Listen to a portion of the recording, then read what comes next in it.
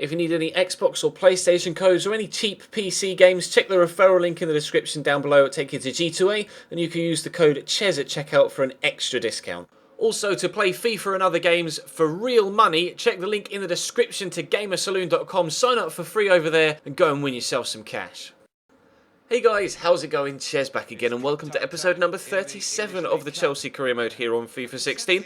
We're trying to bounce back from yesterday's, well, to be frank, embarrassment against Borussia Dortmund. They completely outclassed me, so we're hoping for better performances today all round in all competitions. But we start with a game away from home against Port Vale in the Capital One Cup. Now you remember in the game against Scunthorpe earlier on this season, we played a lot of the youngsters, and we're doing the same again today. As you can see, even Matuk, the young right midfielder, is in the side this time around with Ruben Loftus-Cheek, Chalobah, Bertrand Traore, Thomas Callas, etc. Santoso in between the sticks.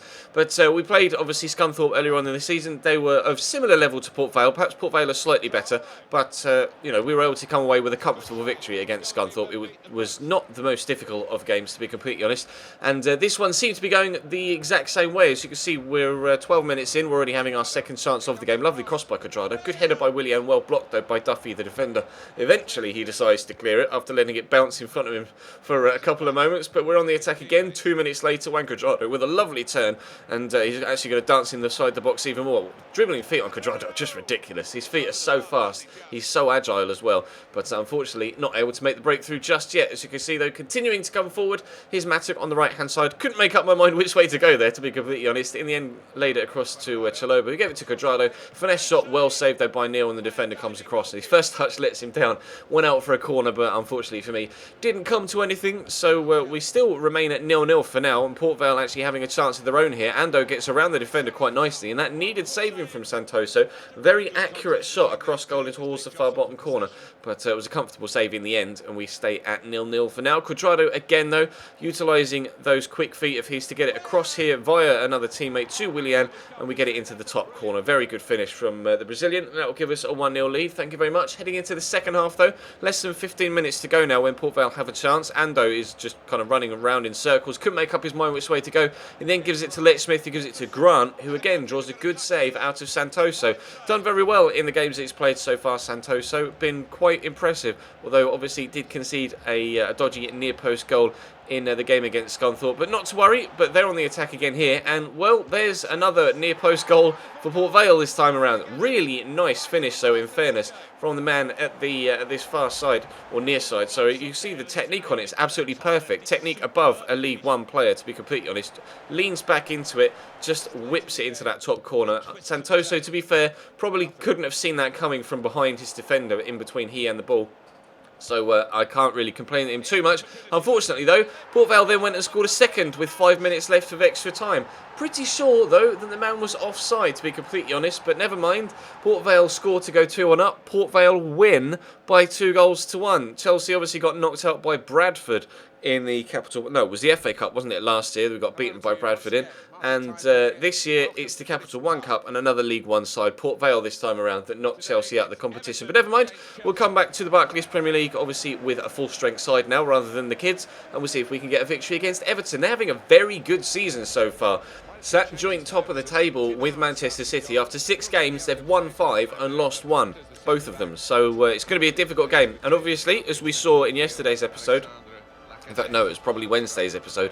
The ridiculous transfer deadline day sees Alexander Lacazette, £44.5 million worth of Alexander Lacazette, starting up top for Everton in this one. Clearly, they've made the right purchase because he's scoring goals for them in other games, and they've been able to get themselves up to second in the league. So we can close that gap to them though to just a single point. I think if we win today, we're on 11 and they're on 15, so we can go up to 14 and a single point behind them towards the top of the table should we get victory here. But Ross Barkley had the first chance of the game, flashing that one past the post. So nice turn by Diego Costa there, gets it into Bayo, who's just going to go on a nice little run here, just powering past the defenders. They can't get it off him because he's too strong, but unfortunately the shot goes straight at Tim Howard. Now Gareth Bale scored a couple of fantastic free kicks for us so far in this career mode, and we're going to try and score another one here if we can. Technique is on point, the shot is on target, and Howard saves it on the line.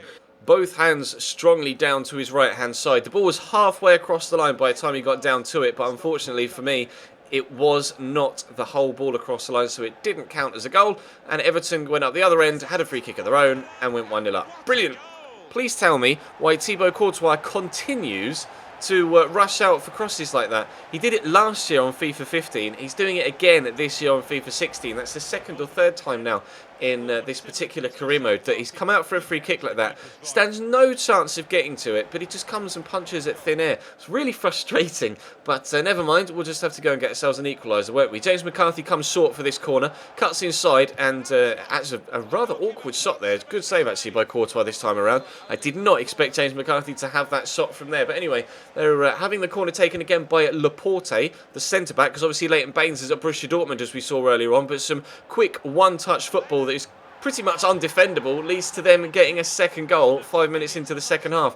Aaron Lennon was the man to put it between the sticks and into the back of the net, but I just couldn't get near them. They crossed the ball in, one touch into the middle, back out wide, back to the middle, then to Lennon, and by the time you've closed Aaron Lennon down, he's already scored. But Paul Pogba goes on a really nice run there. Unfortunately, couldn't get the shot to go past the first defender. I was going to cross it back in immediately with Bale there, but Pogba was on the floor, so I let it go out for a throw-in, just so we could get Pogba back up, and in the end, it was him that was going to have the next chance as well. Again, dancing past a few defenders, tries to place it on the left-hand side, but Tim Howard is down well to make a very comfortable save. In the end, we couldn't get ourselves a goal back just there, but we're going to work it back in our favour again. Matic up to Hazard. He's going to then turn inside really nicely, goes to try and blast it in the far top corner, and again, Tim Howard down to make a very good save. So, unfortunately, a goalkeeping mistake at one end, and just a very good goal for their second, and good goalkeeping from Tim Howard at the other end means that we lose to Everton. They continue their very good start to the season. We obviously lost the first game in the Champions League this year to Borussia Dortmund. They beat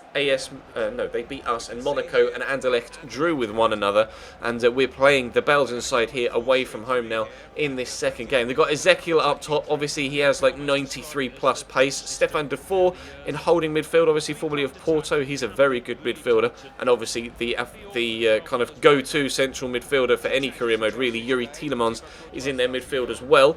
Obviously, they did have Mbemba last year, but he's been sold to Newcastle, hasn't he? So he won't be playing for them today, obviously. But we're starting the same side that played against Everton, other than John Stones and Smolnikov are in at right centre-back and right-back for this one. Other than that, it is the same side. Not everybody was on full fitness. Well, to be fair, none of them were on full fitness, but they were on about 95%, so I felt comfortable enough to play the same side and be able to get away with it. I think there's an international break after this Anderlecht game anyway, so it doesn't necessarily matter with saving fitness for another game, but Pogba is involved again here, having so many chances, Paul Pogba. He really is a wonderful, wonderful player on FIFA 16 this year. I praised him indefinitely last year, time and time again, or last season, sorry, and he's doing the business for me again this year. Not scoring as many goals as he did last year, but his overall performance is still extremely good.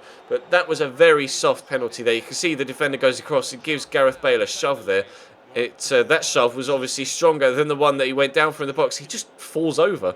There's a little arm on his back, and he just crumbles under the challenge. Hazard steps up, puts a very good penalty into the back of the net, but it was a really soft penalty to go my way. But we will take it 1-0 up in the 52nd minute. Thank you very much. Diego Costa involved again here, as you can see. He's actually having a very good second season and scoring quite a few goals as well. Bale's been an absolute revelation for us on the right-hand side. Goes on a really nice run here, but his shot is blocked, unfortunately. Not able to get himself another goal in a Chelsea shirt. Smolikov, though, down the right-hand side to Willian, who came on. Switched Bale to the left-hand side, actually, and Ramirez across the middle to Matic. Plenty of space here for Diego Costa. Buries it into the bottom corner to give us a 2-0 lead, and that is probably going to give us all 3 points in the Champions League. It's a much deserved and much needed victory in this third game. I needed it not only to get us into the group, you know, towards the top of the group in the Champions League, but also for confidence. Having lost to Port Vale with the kids and then losing to Everton as well, I needed a good victory under my belt to regain the confidence with the squad, and that's exactly what we got. A 2-0 scoreline away from home in Belgium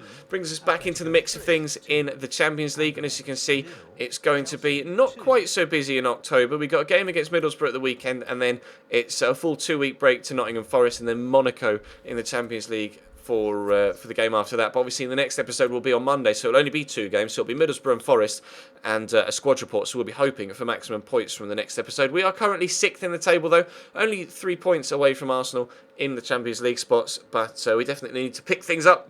That was only our 2nd defeat of the Premier League season so far, that defeat against Everton, but not necessarily what we needed at that particular moment in time when we had the chance to close the gap to the top to 1 point. Unfortunately, it's extended itself to 7. So we need to improve, and we'll do it, I'm sure, in the next episode with games against Middlesbrough. Although Middlesbrough are doing quite well. They sat there level on points with us. We're only above them on goal difference, but Forest are having a very poor season so far.